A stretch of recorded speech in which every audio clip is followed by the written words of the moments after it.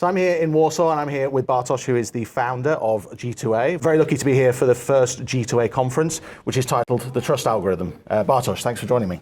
Thank you very much, and thanks for having me here. So briefly, just tell us a little bit about this first conference. We're obviously here in the center of Warsaw, which has been the home of G2A for a while, but you're kind of moving into a new era, is that fair to say? We started 16 years ago, and the roots were in Poland. Of course, from the very first moment, the business was intended to be a global one, which is now 180 countries, etc. And the conference is about the very topic that we feel and we think is the crucial point of transition right now, which is trust. In AI coming so rapidly and so strongly, we can see that trust is no longer just a reputational or relationship thing. It's technological, infrastructural, and will be even more important when it comes to digital commerce. So you've gathered a number of kind of technological leaders here today to sort of talk about their involvement, but also where they see the future of this industry going. Can you just tell us a bit about some of the people that are talking here today and what they're focusing on? We have top leaders, senior executives from Google, from Microsoft, from Akamai, and from so many great companies. And today we discussed about trust from the perspectives of digital commerce, of course, but going deeper from cybersecurity, from technology experience of the client, from all the details when it comes to KYC, know your client process, know your buyer, KYC, AML, anti-money laundering. So the whole ecosystem which stands behind really well-working platforms, marketplaces, e-commerce businesses. For the clients, users, buyers, most often invisible, but without them, the whole ecosystem couldn't work properly. So that's why the Trust Algorithm Conference, in our opinion, in our view, is so important right now in this transition period.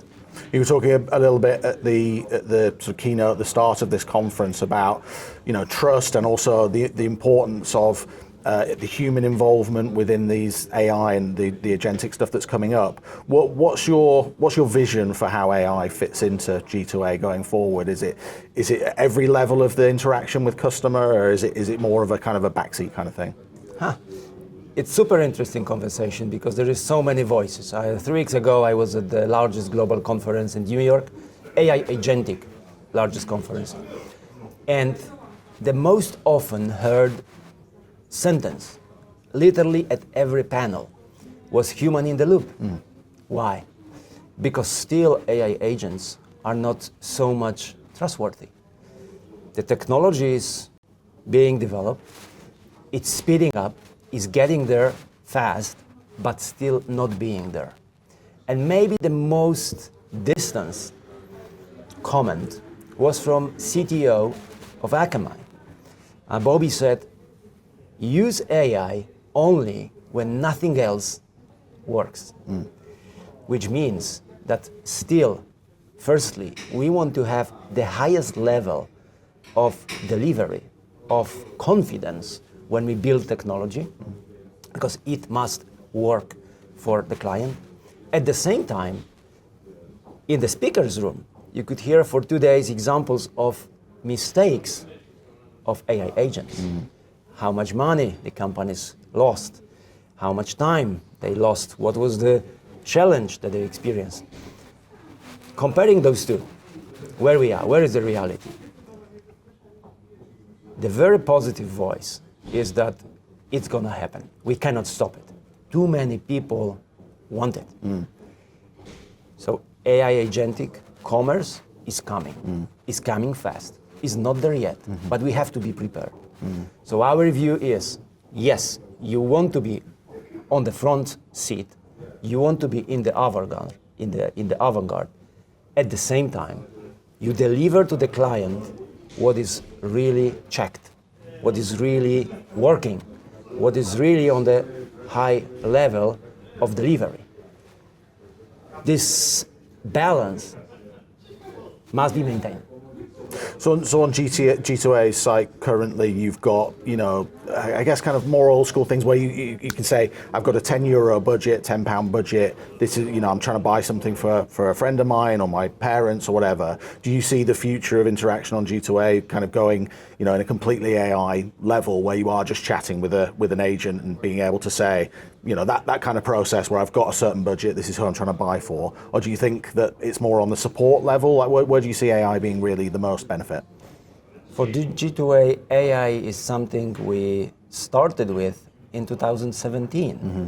So that was way before ChatGPT, way before people were so hot about the topic. In 2017, we created R&D, Research Development Office, here in Warsaw. Mm-hmm. Actually, we could see the building. And we hired people from top companies, like people from Google, Switzerland, top experts in machine learning. And we created a system to anti-fraud. We called it Shodan. We compared the results with a Certify, so the leading company in the world, and we were using it to increase the level of anti-fraud cybersecurity for the clients. So that was the very beginnings of AI in G2A. Mm-hmm. And from that very moment, we were sure that machine learning is something big. Okay. So for us in G2A, AI is not a tool, it's not an app, it's the layer of the infrastructure, is the backbone of actually processes in every department. Right. So 2 years ago, every department in G2A were preparing a presentation. What we are doing with AI. 2 years ago, and there was over 100 slides of, in marketing, we do this. In we do this department, we do this. In finance department, we do this. Department by department, so many different initiatives. So for us, it's not like one tool. Okay, let's use ChatGPT, or okay, let's use Copilot because we use Microsoft tools. For us, it's like a backbone. It's like a whole layer between every process, and we are looking for efficiencies. We are looking for the better processes at the end of the day for the users, for the clients. And when I say buyer, seller, also partner, also employee. So for us, the client, and we use AI in every department. Trust and being able to kind of, have the different reporting at, like you said, fraud and also customer support and the buying journey. Yes. Okay. So you mentioned I'm going to get the stat wrong, but you mentioned at the top of the session that, is it 40% of sales now are gaming, or is it that 60% are gaming? So describe the G2A customer in 2026. It looks as though it's evolved beyond what you might think of a sort of hardcore gamer trying to buy, let's say, Forza Horizon 6 today, to something to a customer that's interested in software or subscriptions. Now let me give you a bigger context, because I think that's very interesting approach to business and to the clients, the users, at the same time.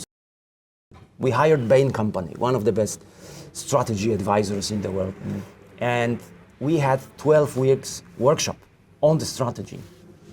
And before that time, we were all about gamers, physical, and gamers, digital.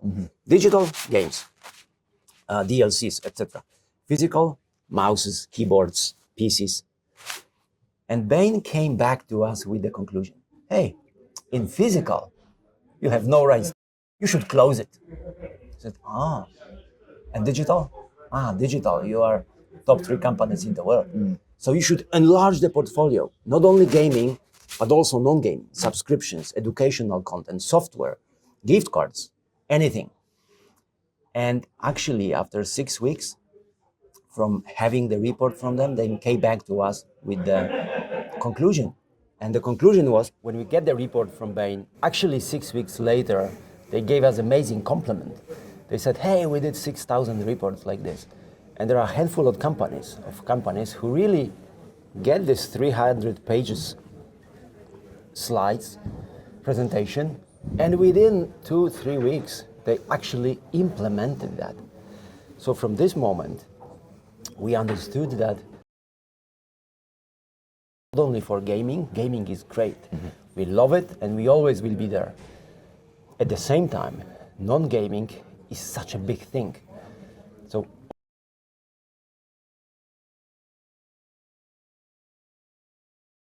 software and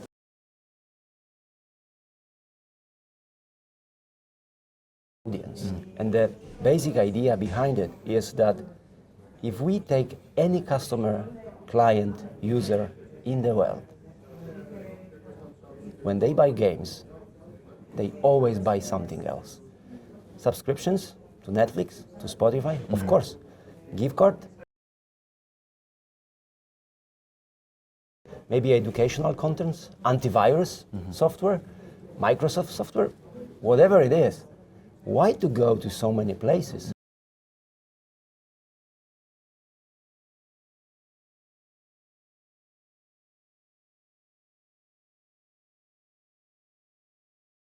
And we call it leading digital powerhouse because it's going to be more than only marketplace.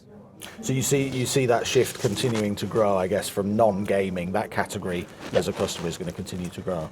Our true north is 30% per category. Right.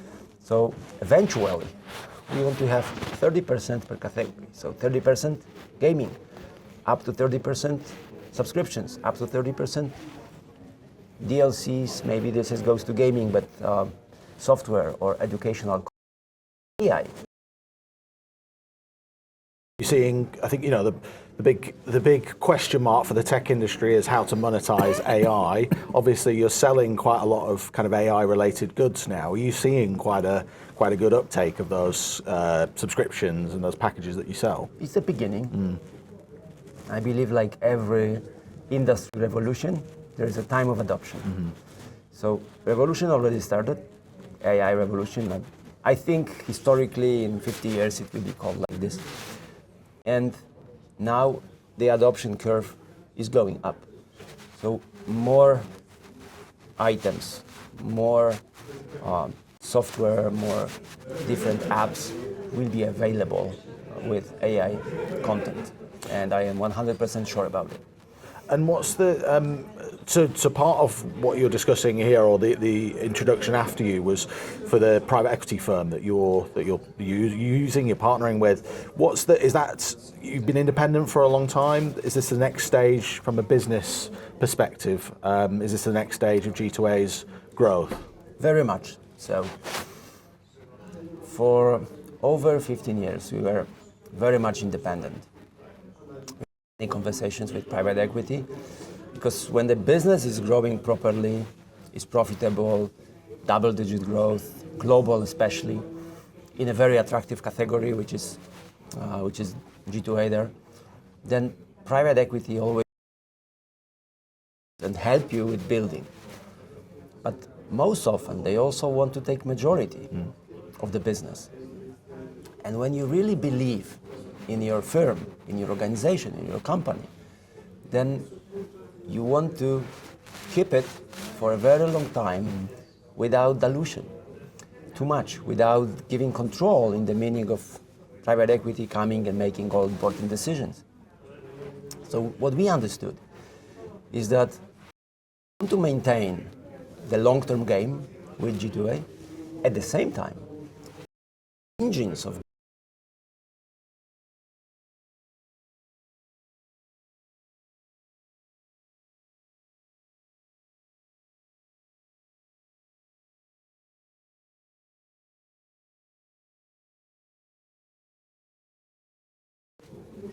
developing the best playbook of M&A, of private equity approach. He was the head of CVC, fourth largest private equity company in the world, and he was the head for the region, and he is really top player in this part of Europe. So when he approached me saying, Bartosz, I would like to invest in G2A, I was super happy. We've been knowing each other for 8 years. And the trust algorithm that we mentioned before was exactly what we were developing between us over this time. And so do you, correct me if I'm wrong on the numbers, but your annual turnover at the moment is about 400 million and your stated aim is to get to 1 billion. Yeah. Is that correct? Is that what helps kind of, you touched on it a little bit there, but then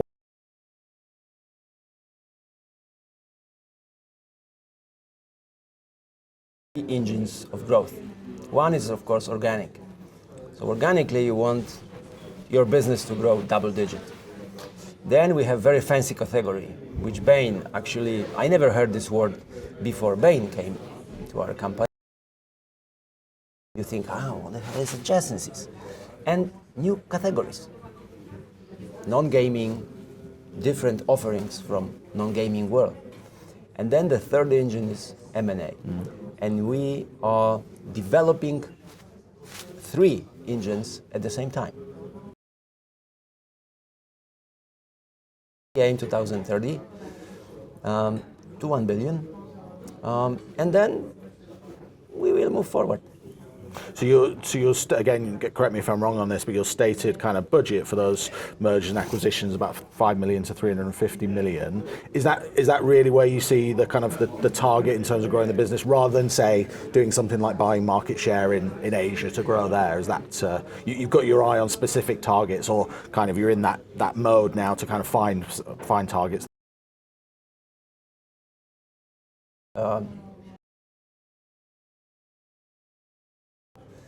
First and foremost, we are looking for good businesses, not the bankrupting businesses, not businesses in trouble. We are looking for good, EBITDA positive businesses to join G2A adventure. We build global digital powerhouse, and we want to grow faster. So when we approach businesses, we actually, for over a year, looking at 1,000 digital businesses. And out of them, we choose carefully those ones which we really like. We talk to them and we discuss the potential terms, opportunities, synergies, what is possible to build together. So it's obviously kind of a new. You have worked with other companies in the past, but it's kind of a new mode for the business. Is it something that you're personally involved with? And just to touch on that, it's a slightly second question, but it's, Poland seems to be having a lot of success in the tech space, and we're maybe not having that much success in our own market. Is it important for you guys to sort of focus on Poland in terms of like those mergers and acquisitions, or is it that you're looking more globally at those acquisitions? We actually don't look into Poland at all. Okay. I think we check the market. We see few companies, but we look globally 100%. And when we look at the businesses, we look for a good geography. So G2A is super strong in the United States, in European Union.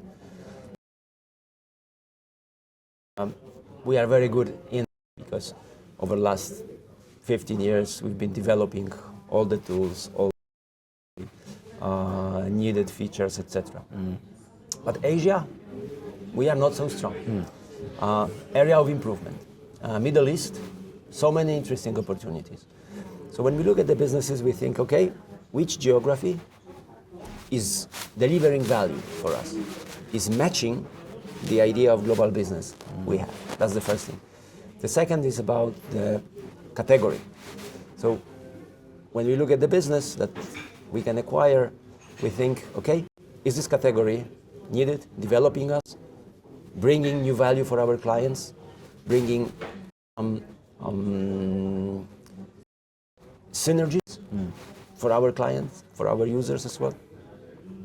So that is the idea of how we approach M&As. I mean, it sounds like you looked at kind of Middle East and Asian markets. So they, do they operate very differently to Europe and the US? Is there, Very much. There are obviously some incumbents there that have done very well, but Yeah. what is the main challenge of breaking into those markets? You mentioned One of the challenges, please. Sorry, you mentioned the sort of very regulated markets. Does that mean that sort of Asia is less regulated? Definitely, yes. European Union is the most regulated market in the world. Business. So I would say we are super prepared developed from the regulatory perspective. And the United States market is regulated as well. Asia, far less regulated. Middle East as well. The biggest challenge, I think, always is the culture. Because when you go from one country to another in Europe, the culture is quite similar. But when you go from Europe to Asia, the culture is different. And of course, we have our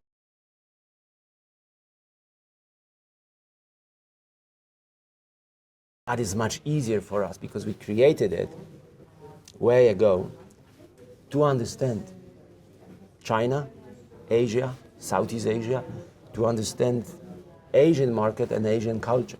And that helps us very much.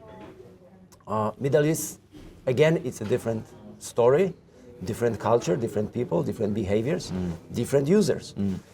So I think the ending thing when it comes to M&As. Let's talk a little bit about G2A, because obviously it's known in Europe, it's known in the US. The sort of the reputation, the PR side of things in terms of building that name up. Obviously G2A in the past has had some, accusations of like where are the products coming from, how are they acquired, are all of the resellers viable? It sort of seems from the outside as though G2A's approach is just to kind of keep your head down, keep growing, keep building that trust. But where do you see that as the head of the company kind of now with G2A in terms of its reputation? Is that an important thing? It's all about trust today. Is that an important thing to build? It's fundamental thing for us. And I love journalists asking me these questions because of one reason.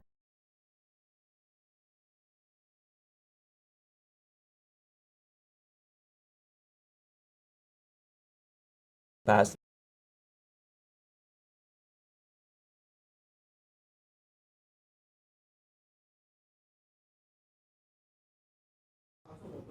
When you look to the internet, you can find few isolated cases that were blew out of proportion, most often small developers who had the momentum to use G2A as a leverage to build the big interest.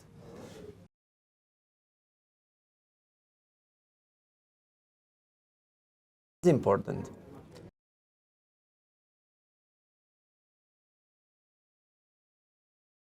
And we are hearing what people are saying. So over the years, we increase extremely the verification process for sellers. There was a time when individual seller could be a seller at G2A. That's not anymore possible for many years. Only business sellers, only verified sellers. And today, G2A has the most strict verification process for sellers in the world. Over 48 to be exact, but when you go deeper in the composition of this,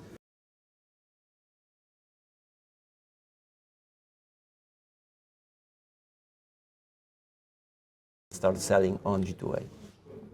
Only 25% of the applications is acknowledged, is the one that we say, okay, yes, you can sell. 75% we say, you are not ready. The verification process says that the business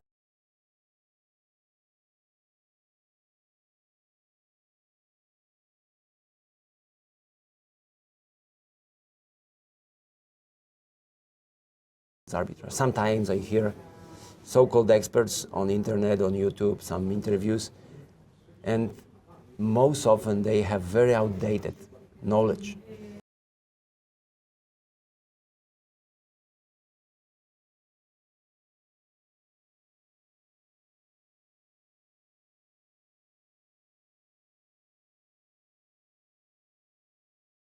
Every key comes from the publisher. That's the first thing. The second, publisher exactly specifies what is the country when the key can be activated. If that's for Germany, it can be activated only in Germany. England, UK, only UK. Global, yes, European Union.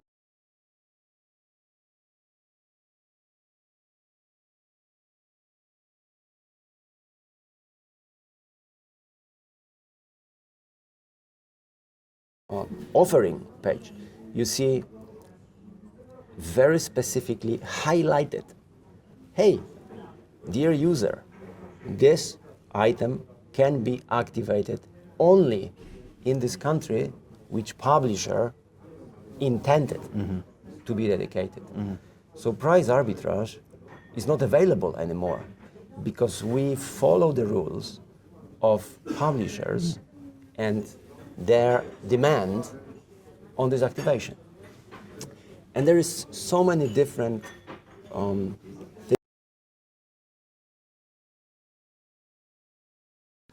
to become very trustworthy, safe, and secure platform.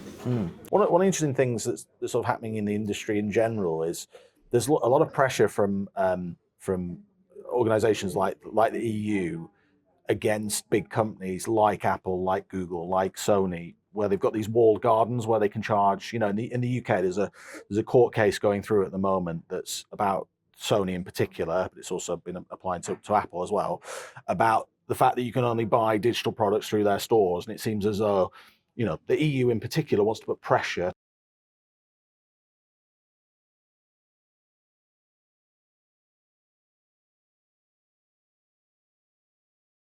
Thoughts on that, on the way the industry is moving, and does that present an opportunity for an outfit like G2A to sell in more places as these walled gardens are kind of crumbling? So let's start with data. Most of the e-commerce in the world are marketplaces. 83% of the top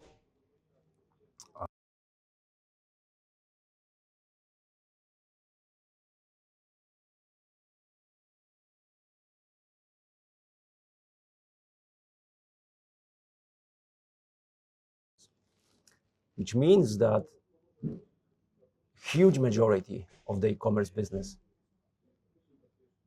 is a marketplace. Why?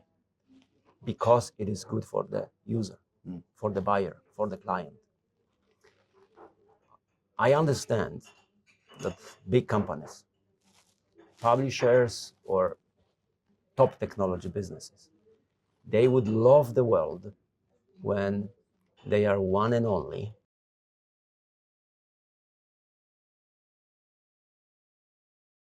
yeah. But G2A was always about democratization and was always about the user.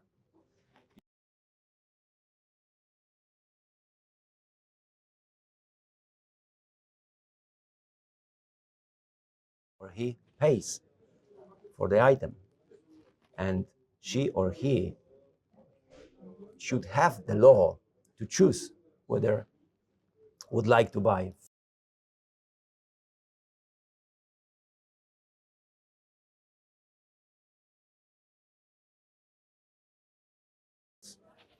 Giving the broader variety of items, products, offerings to choose from, giving better geographically positioned websites. So my take on this is, I respect big businesses. They are creating amazing products, games, wow, publishers, AAA productions, I love them. And then G2A Enter pays for the marketing campaigns to promote publishers G2A users and saying, hey, here we have the new premiere of this or that AAA game. You can have it. And I believe that marketplaces are doing great job for the publishers. Why? Because publisher is competing one to another. Today, client, user, buyer is not only deciding between Call of Duty or Battlefield, because two top best one-person shooters they have new release. But today, the buyer is deciding Call of Duty, Battlefield, maybe Netflix, maybe TikTok, maybe 10 different entertainment. And what we do, we bring these users to publishers. This game as a worth to spend the time and the money.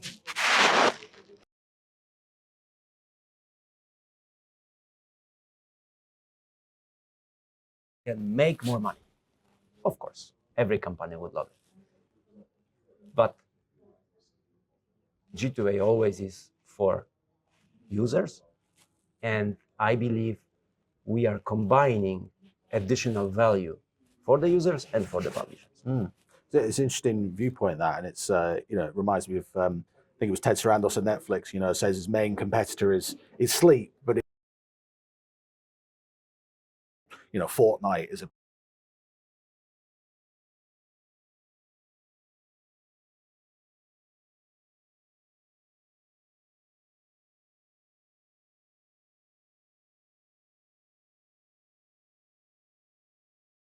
People think that the day and night is 24 hours. That's not true. The day and night is 32 hours on average for the average consumer around the planet. Why 32 hours? They sleep 6, they work 5. That's the data. And then 13 hours they consume media and technology. If they are super users,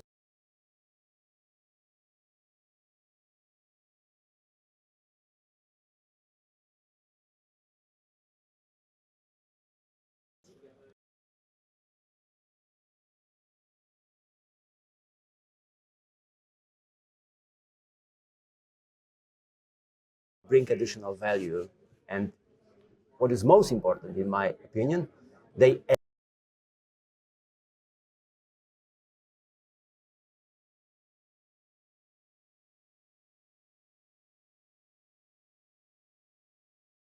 but gaming and also non-gaming, you can choose whatever you like. final question, because I know you're busy today. What's your there's a lot of not pessimism, but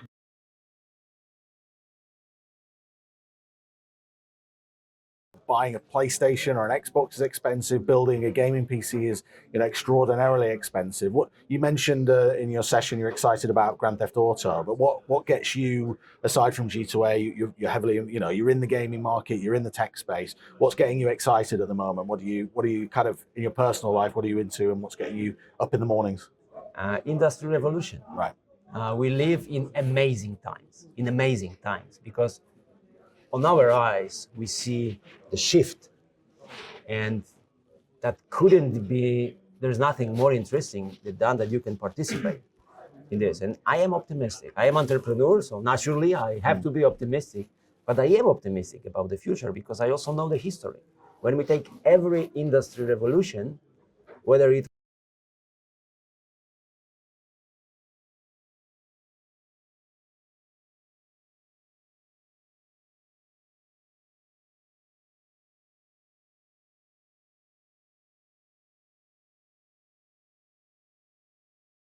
be the same. Of course, people